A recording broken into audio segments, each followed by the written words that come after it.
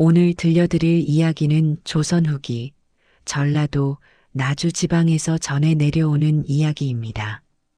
가난한 과부가 세 딸을 키우며 살아가다가 병으로 쓰러집니다. 세 딸은 각자의 방법으로 어머니를 구하려 하지만 뜻대로 되지 않습니다. 그때 한 도사가 나타나 말합니다. 세 가지 정성을 합쳐야 어머니가 살아나신다. 효도의 형태는 달라도 진심은 하나로 통한다는 것을 깨닫게 하는 이야기입니다. 편안하게 들어주시면 감사하겠습니다. 그럼 이야기 시작하겠습니다. 순조 18년 가을이었습니다. 전라도 나주 땅 영산포에서 10리쯤 떨어진 작은 마을에 박씨 과부가 살고 있었습니다. 남편을 일찍 여의고 세 딸을 홀로 키우며 살아왔습니다. 큰딸 춘희는 22살, 둘째 하인은 19살, 막내 동이는 16살이었습니다. 초가집 한 채가 전부였고 밭도 논도 없었습니다. 박 씨는 삭바느질을 하며 근근히 살았고 딸들도 각자 일을 거들었습니다. 큰딸 춘희는 이웃집 배틀을 빌려 배를 짰고 둘째 하인은 새벽이면 산에 올라가 나물과 약초를 캤습니다.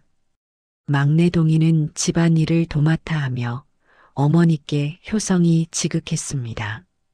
가난했지만 네 식구는 서로 아끼며 살았습니다. 봄에는 산나물을 캐고 여름에는 강에서 물고기를 잡고 가을에는 도토리를 주워 묵을 쓰고 겨울에는 돌아가며 이불을 덮고 잤습니다. 어머니, 춥지 않으세요? 아니다, 아니야. 너희들이 있으니 안 춥다. 박 씨는 딸들을 보며 늘 생각했습니다. 내가 이 아이들을 잘 키워야 하는데. 하지만 걱정을 얼굴에 내색하지 않았습니다. 우리 딸들아, 가난해도 마음만은 부자로 살자꾸나. 네, 어머니. 세 딸은 씩씩하게 대답했습니다. 그해 여름 장마가 길게 이어졌습니다. 비가 한 달 넘게 계속 내렸고 박 씨는 비가 새는 지붕을 고치려다 미끄러져 넘어졌습니다. 허리를 다친 것이었습니다. 며칠이 지나자 열이 오르기 시작했습니다.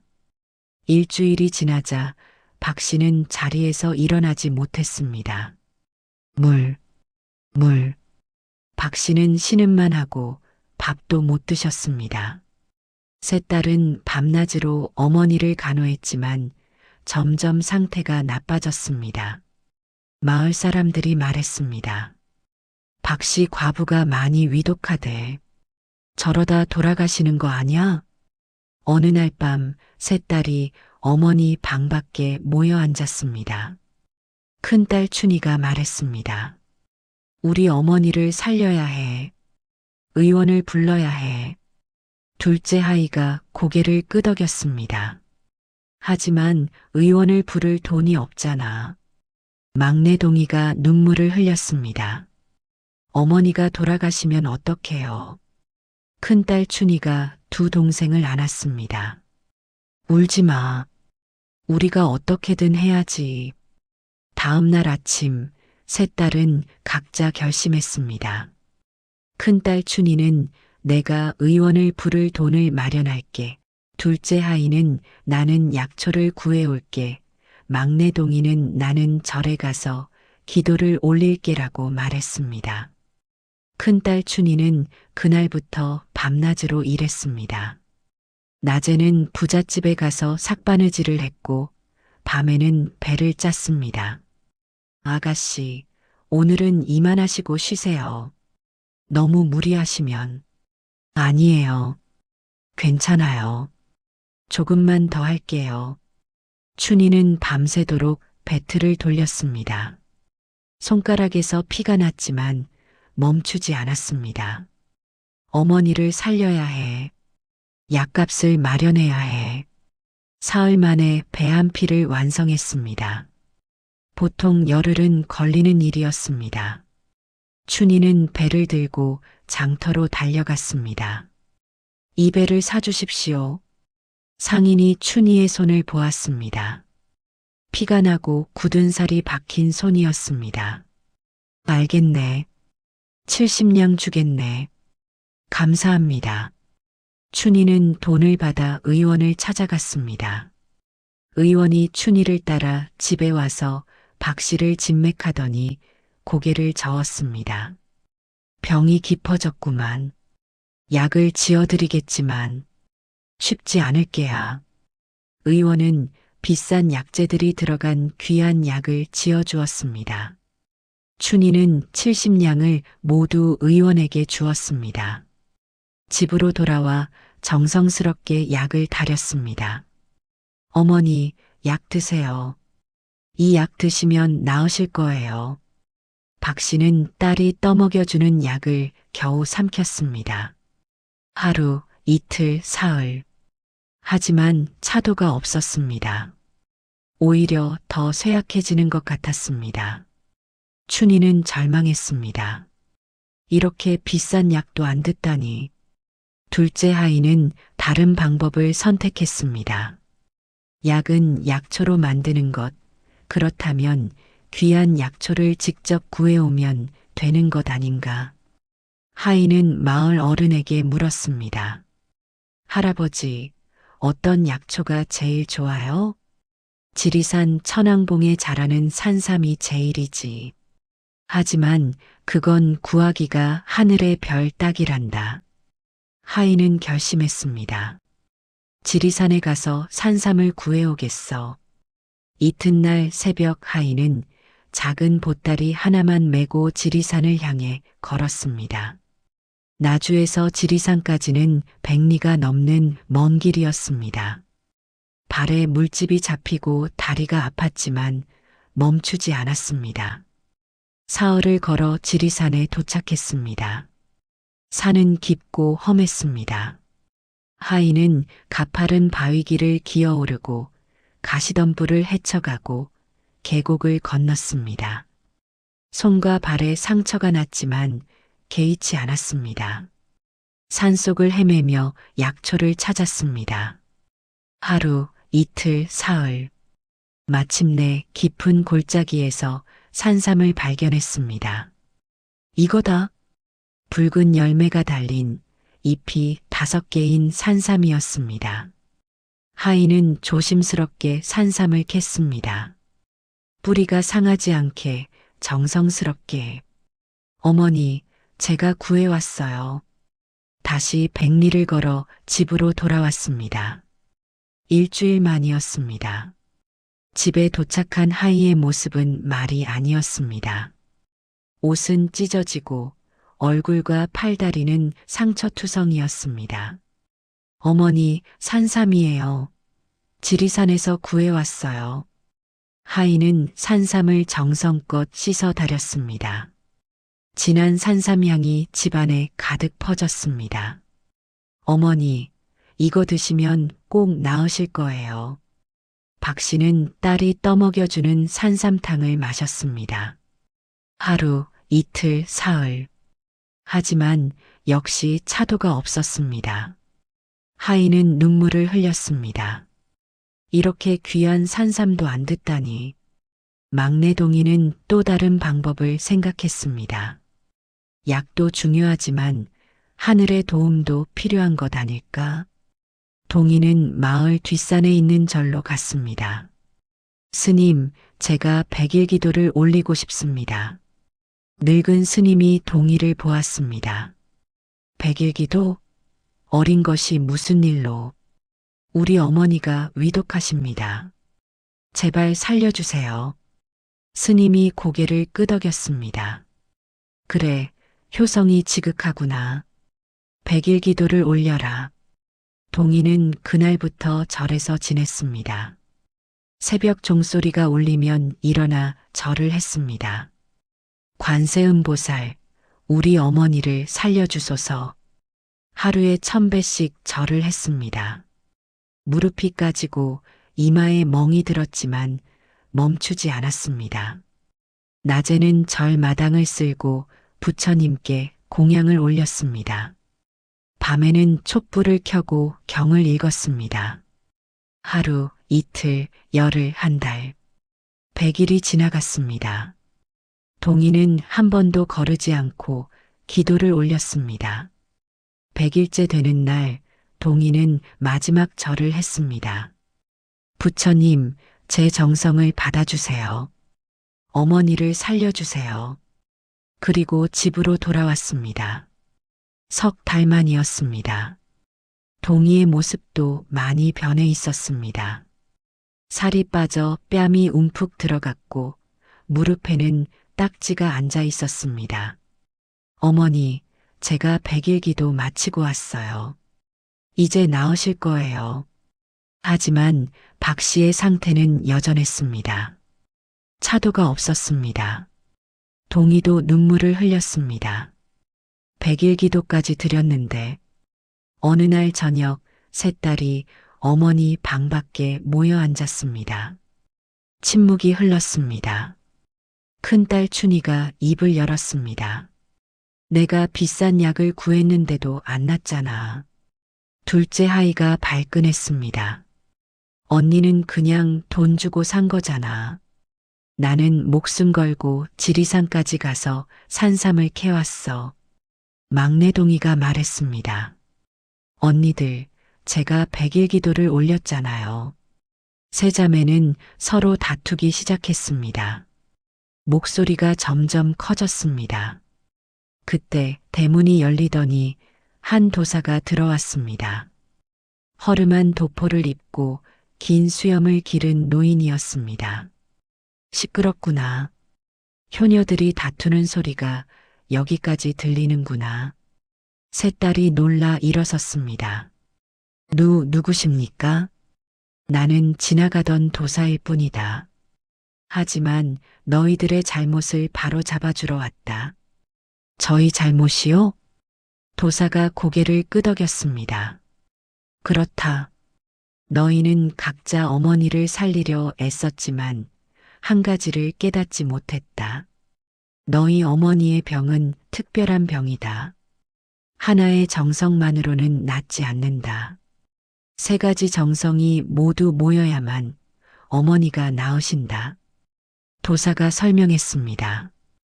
큰딸아, 내가 밤낮으로 일해서 구한 약, 그것은 정성의 약이다.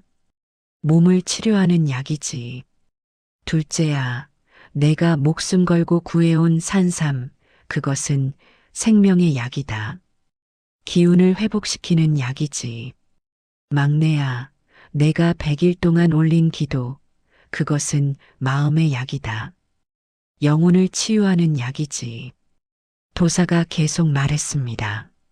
너희 어머니의 병은 몸도 아프고 기운도 없고 마음도 지쳐 있다. 그래서 하나만으로는 안 되는 것이다. 세 가지를 합쳐야 한다.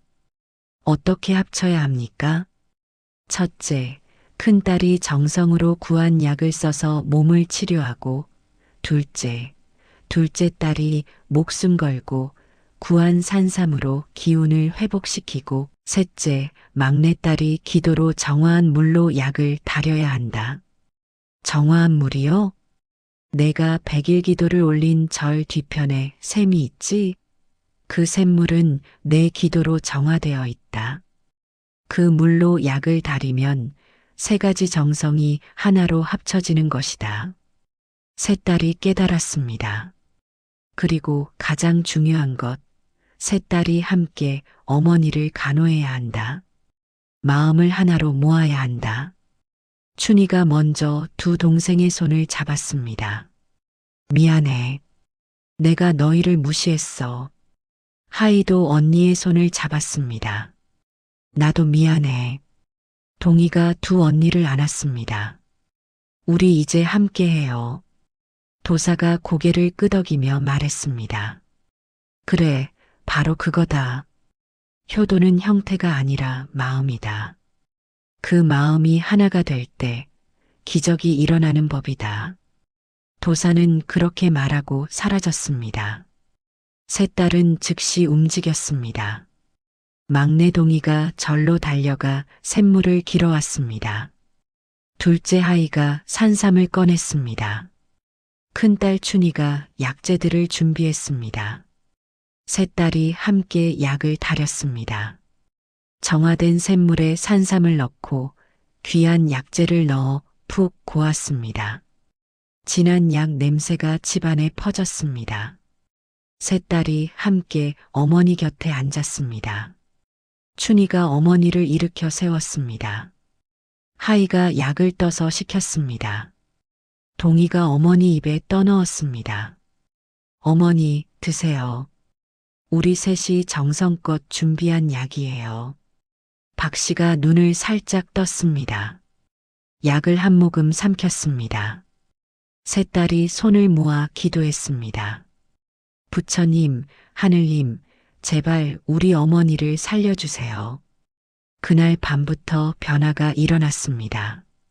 박 씨의 열이 조금씩 내리기 시작했습니다.